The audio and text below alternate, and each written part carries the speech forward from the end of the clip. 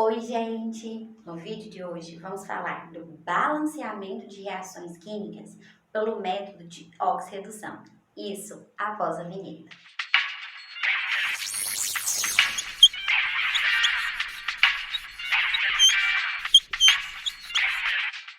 Gente, antes das dicas sobre balanceamento por oxirredução, eu gostaria que vocês se inscrevessem no canal, ativassem o sininho e compartilhassem esse vídeo com quem precisa desse assunto. Esse assunto de balanceamento das equações eu já falei aqui em outros vídeos, vou deixar na descrição. Que existe o balanceamento por tentativa, existe o balanceamento pelo método algébrico e agora eu vou falar desse balanceamento por oxirredução. Vamos lembrar alguns conceitos por trás dessa questão de oxirredução. Esse termo oxirredução é uma reação que acontece onde sofre oxidação e redução simultaneamente. Como assim? Oxidação, lembra que é aquele elemento que perde elétron e, consequentemente, há um aumento no tal do NOx. Lembrando que NOx quer dizer número de oxidação e redução é aquele elemento em que recebe esse elétron e, consequentemente, diminui essa carga, que é o NOx. Tá bom? Como que a gente determina o NOx de um elemento? Existem elementos que têm esse NOx, essa carga fixa.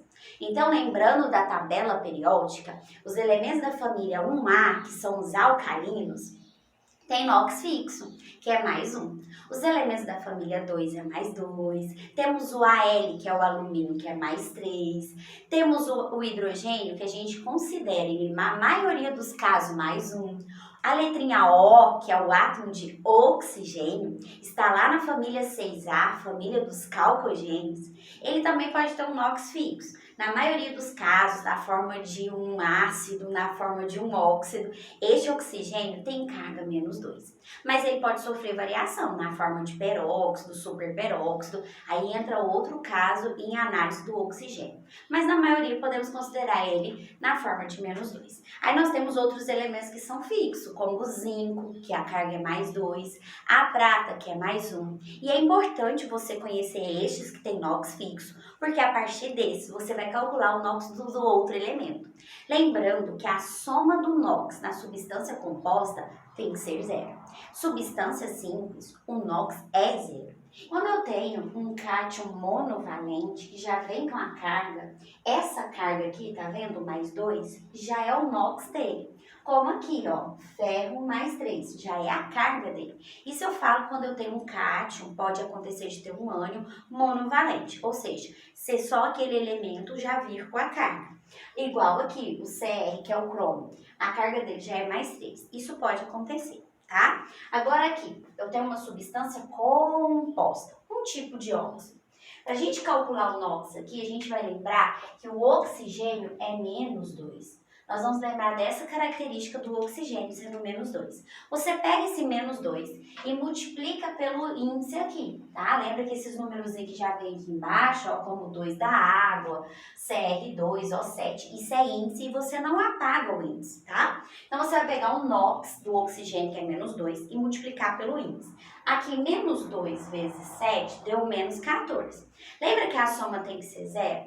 Então, se ali a gente teve um NOx, né, que foi menos 14, aqui que número que multiplicado por 2 vai dar 14 também positivo para poder zerar, né? Então, a gente vai precisar entender que aqui a gente vai multiplicar por 7. Aqui o NOx do ferro já é mais 2.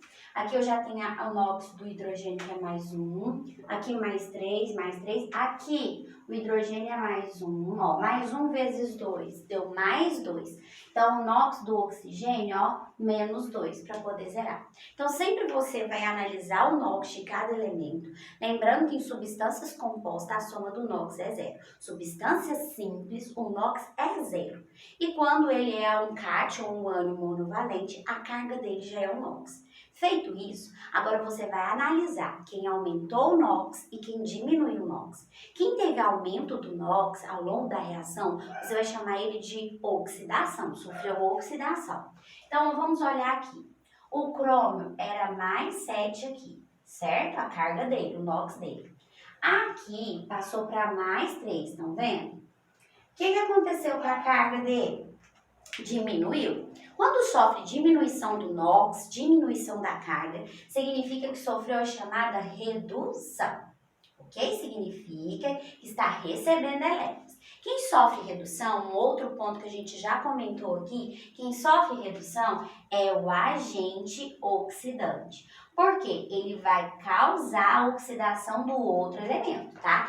Este elemento, que é o cromo, sofreu a redução, mas ele vai causar o que no outro elemento da reação? Oxidação, por isso que chamamos de agente oxidante, tá? Agora, vamos ver o que aconteceu com o ferro, ó.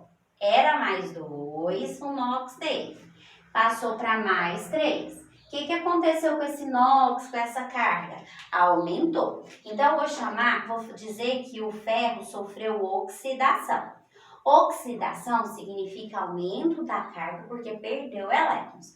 E nós vamos falar que esse elemento é o agente redutor. Ele causou a redução lá do cromo, certo? Depois que você fez isso, você vai calcular o delta NOx. O que é o delta NOx? Vamos calcular a variação do NOx. Você pega o número maior menos o número menor, tá? Sempre no delta NOx, você pega o número maior menos o menor. Então, eu peguei aqui 7 menos 3. Tá, dá 4. Agora, você olha a atomicidade desse elemento em questão. Vamos olhar a atomicidade, o número que vem embaixo da letra. Aqui temos 2 átomos. Aqui só tem um átomo de cromo. Então, olho entre aqueles elementos que sofreu a redução ou oxidação, tá? Aqui é 2 e aqui é 1. Você vai pegar esta variação do delta NOx e multiplicar por 2. Você sempre multiplica pela maior atomicidade, tá? Então, aqui eu vou multiplicar por 2. Então, a variação aqui, no geral, né, depois dessa multiplicação, foi 8, tá? Deixa ali. Agora, do ferro. Vou calcular o delta NOx dele. Vou pegar 3 menos 2, vai dar 1. A atomicidade aqui é 1, aqui também é 1. É como se fizesse 1 vezes 1, certo? Agora a gente pega aqui, ó, atenção nesse processo. Depois que você calculou o delta NOx, multiplicou pela atomicidade, aqui foi 8, desse óxido de crômio aqui. Agora do ferro, depois que a gente analisou a variação, tudo foi 1.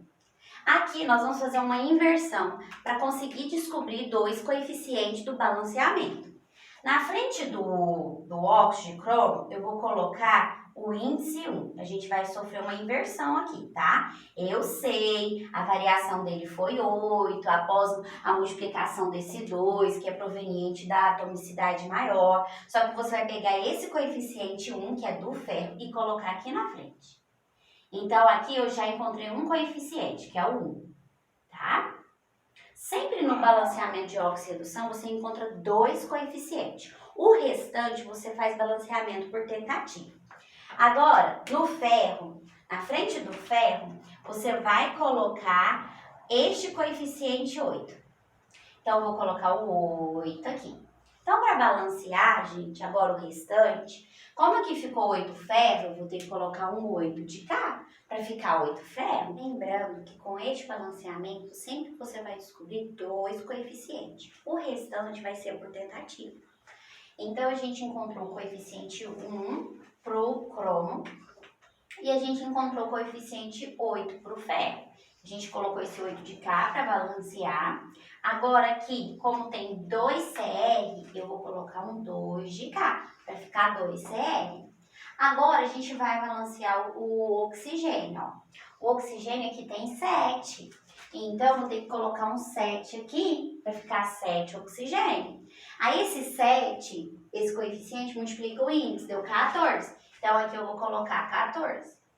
É muito importante também, depois que você termina o balanceamento, verificar se eles têm um divisor em comum. Todos os coeficientes. Se forem todos múltiplos de 2, de 3, você pode simplificar toda essa equação para você encontrar os menores coeficientes inteiros. Pessoal, isso aqui é um balanceamento por oxirredução. Então você tem que seguir alguns passo a passo, que é determinar o NOx, determinar quem oxidou, quem reduziu, calcular o delta NOx. Jamais esquecer de olhar a atomicidade, por exemplo, aqui foi 2, a atomicidade maior, então a gente multiplicou a variação por 2. Já no caso do ferro, ó, não teve variação de atomicidade, então permaneceu ali o delta NOx. E sempre você vai encontrar dois coeficientes. Então é um método, quando você lê o exercício, que fala a respeito de oxidação, redução e ao mesmo tempo balanceamento. Caso contrário, eu deixo aqui uma dica para vocês de realizar o balanceamento pelo método direto, pelo método balanceamento por tentativa. É um processo mais rápido. Então, pensando em uma prova, né, em que não está falando nada de oxidação, redução, delta NOx, agente oxidante, agente redutor, e está falando somente de uma estequiometria, eu deixo a dica para vocês de fazer o balanceamento por tentativa, ok? Até o próximo vídeo. Tchau!